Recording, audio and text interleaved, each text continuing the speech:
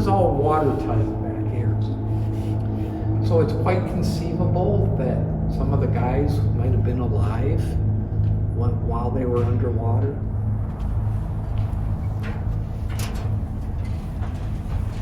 There are a whole bunch of similarities between her and the Fitzgerald. This was built in 1911 at Ecorse, Michigan. Hull number 82. It's from Great Lakes Engineering Works. 1911, same time as the Titanic. When she was launched, this was the largest bulk carrier in the world at that time. So she got the title of Queen of the Lakes. 1957, 58, they built the Edmund Fitzgerald at Great Lakes Engineering Works, same place. It was hull number 301. They carry anything you can dump in it: sand, stove, grain, coal, iron ore. Nothing in containers, nothing in boxes. So the Fitzgerald would have looked almost identical to this. It had the same arched frame construction for the ribs. It had the slanted sides in the cargo hold. Those are ballast tanks.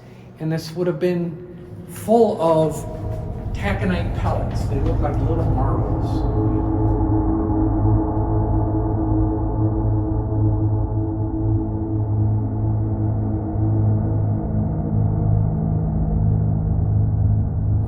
Want to play with them and see. It'd be a lot of work to dog them all down. Yeah, right. Gosh. Poor deckhands. Now, it's the captain's decision as to whether you use the clamps or not. These covers are 6.5 tons, so they're not going to blow away in the wind.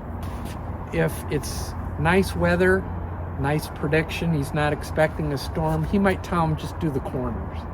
When the Fitzgerald left, it was a beautiful day. The weather was awesome up there. It was very warm. He had time. When it was nice, it wasn't that rough that if he didn't have them clamped, he probably could have sent the guys out to clamp them down. So it doesn't make sense that that was a main cause of the issue, that he wouldn't have all his hatches clamped down. But are these hatches similar to what the Fitzgerald had? Identical, yes. Identical, okay. Yep.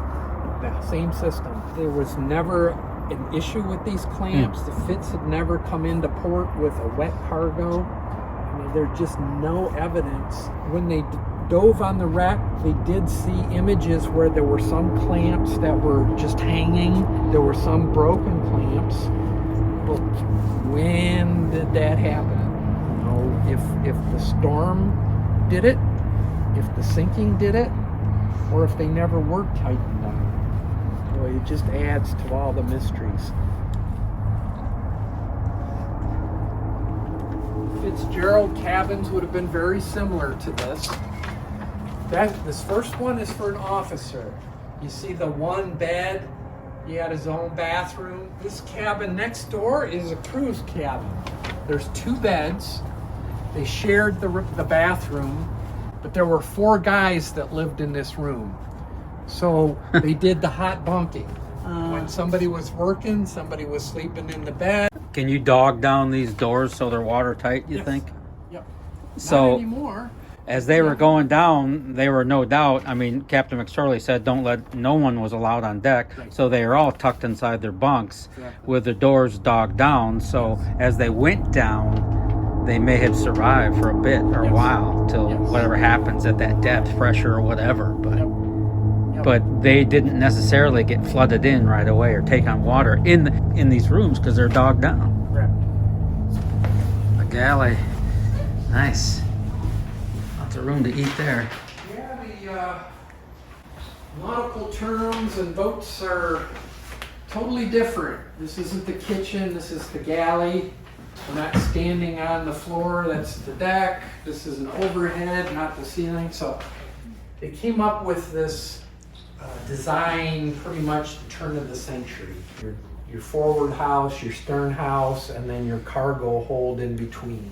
And the way they were traditionally divided up, your forward house was your navigation, your deck crew, the captain.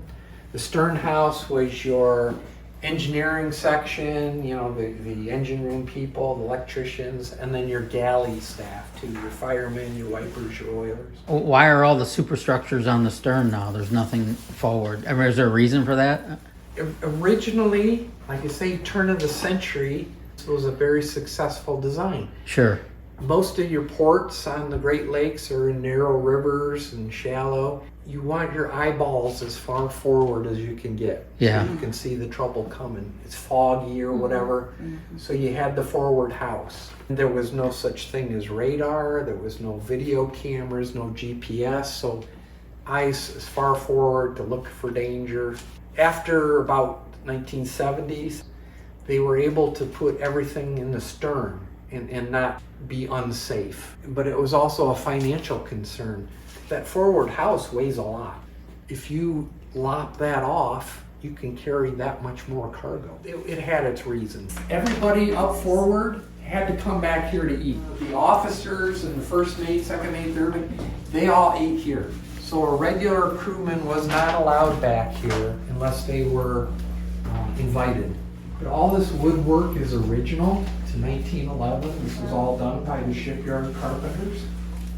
The original table, and just look at these planks, how wide they are and how clear they are. You can't, this stuff doesn't exist anymore.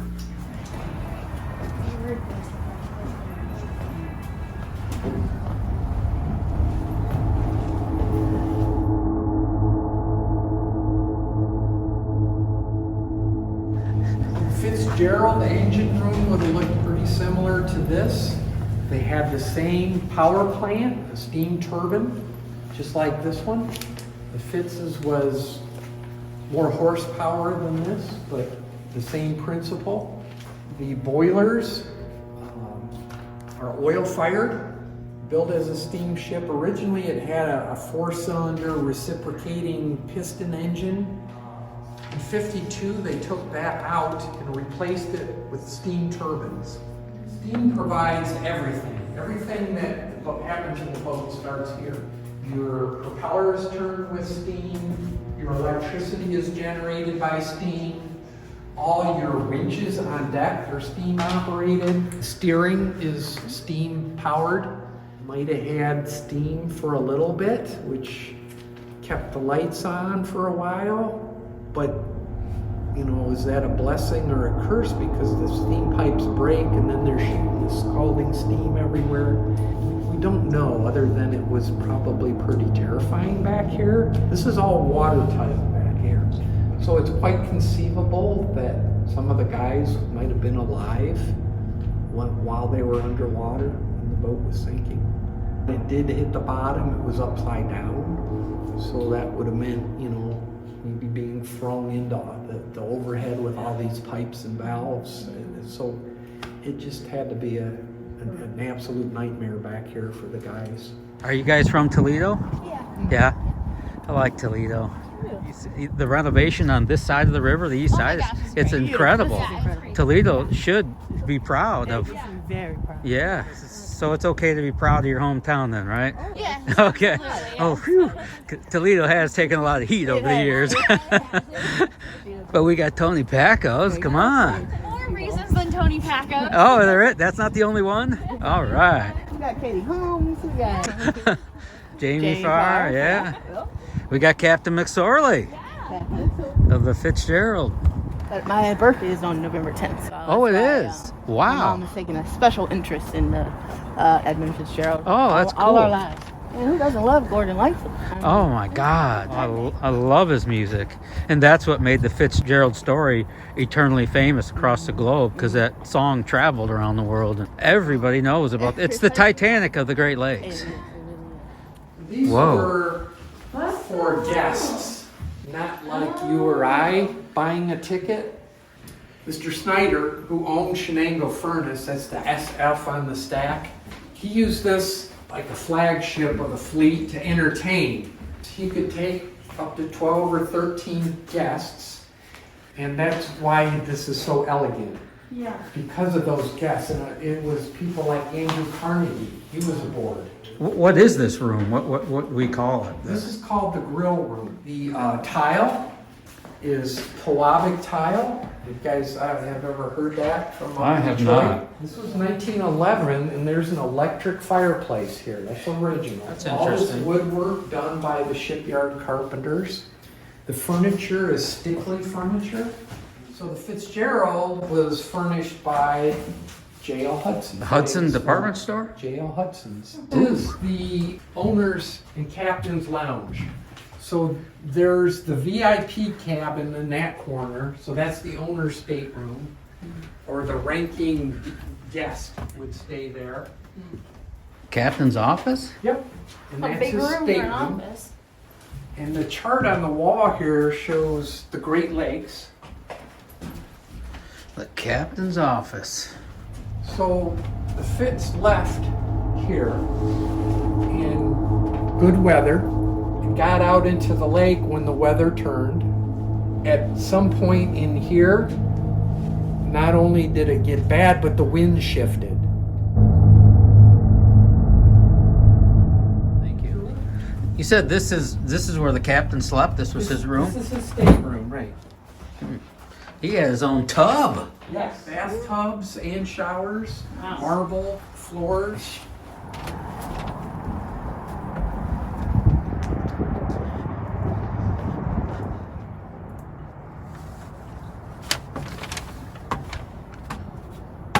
Now we're talking. So this is the wheelhouse of the Schoonmaker. 2 wheels. The Fitz would have only had one. This is one of only 2 boats that ever had 2 wheels. And Mr. Snyder owned them both. This is hull 82. The boxes you see hanging from the ceiling on the right there, the very first one towards us is a fathometer, a depth sounder. They were optional equipment on the boats. The Fitz didn't have one. But after its sinking, not only did the Coast Guard now require the survival suits, but all boats had to have a depth finder, a fathometer. Would that have helped Captain McSorley avoid that shoal if in fact he did go over it? Or, it was another aid to navigation that he didn't have. On the bottom, the images of the pilot house show one of the doors is open, but all the windows are gone.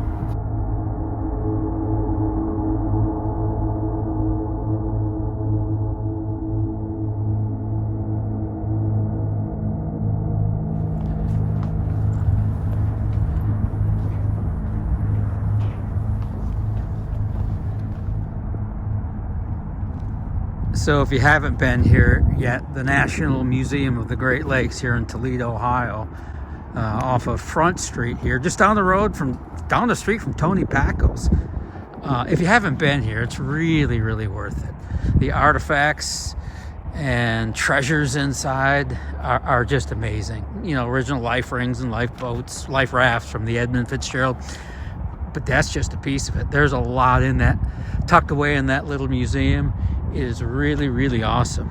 And the new development down here on the east side of the Maumee River in Toledo, Ohio is just incredible.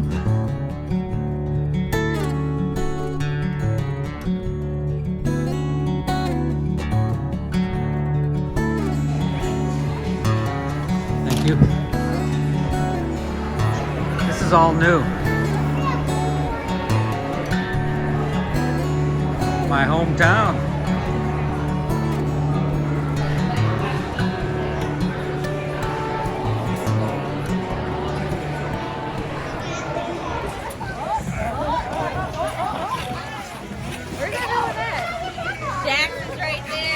Watching Jax is just hilarious. I can't do it.